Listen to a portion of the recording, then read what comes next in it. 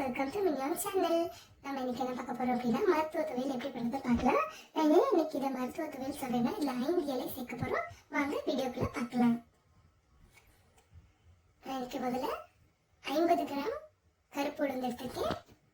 அப்புறமா புளி வந்து நெல்லிக்காய் அளவு, அடுத்து ஓம இலை, கருவேப்பிலை, குப்பை மேனி, தூதுவாளி, வெற்றிலை, இதுதான் நான் சொன்ன 5 இலை. அப்புறம் மருந்து போடு எடுத்துருக்கேன். மருந்து போடு 3 4, அப்புறம் கொஞ்சமா பெருங்காயம்.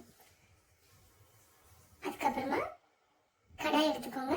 கடாயில 5 ஸ்பூன் நல்லெண்ணெய் சேர்த்துக்கோங்க. சேர்த்துட்டு கருப்பு உளுந்து சேர்த்துக்கோங்க. அது நல்லா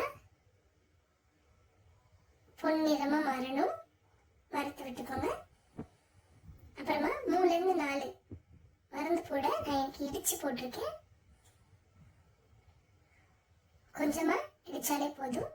அதுக்கப்புறமா புளி சேர்த்துட்டு நல்லா வறுத்து விட்டுக்கோங்க. அப்புறமா நான் சொன்ன அந்த 5 இலையும் சேர்க்க போறோம். முதல்ல வெற்றிலை எனக்கு கொஞ்சம் பீஸா கட் பண்ணி போட்டிருக்கேன்.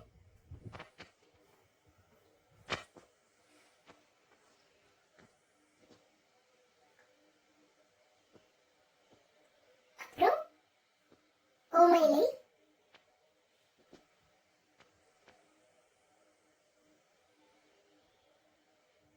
அப்புறம் கருவேப்பிலை,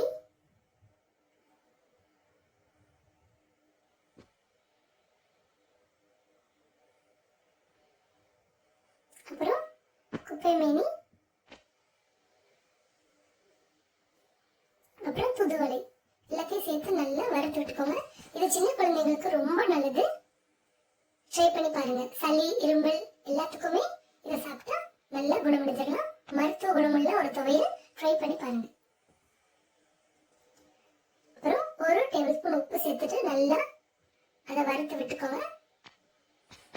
ரொம்பவே ஆரோக்கியமான துவையல். இதை வறுத்து விட்டதுக்கு அப்புறமா மிக்சியில அதை மாத்தி நல்லா பேஸ்டா அரைச்சுக்கோங்க.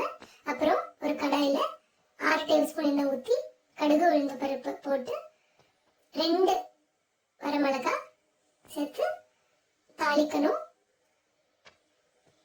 அது நல்லா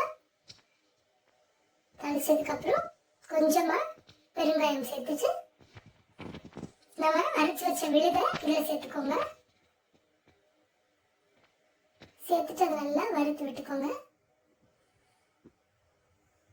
அவ்வளவுதான், துவையல் ரெடி. இதை கண்டிப்பா ட்ரை பண்ணி பாருங்க. ரொம்பவே ஒரு நல்ல ரெசிபி. என்னோட சேனலை சப்ஸ்கிரைப் பண்ணிருங்க. கீழே இருக்க பெல் பட்டனை பிரஸ் பண்ணிருங்க. தேங்க்யூ ஃபார் வாட்சிங்.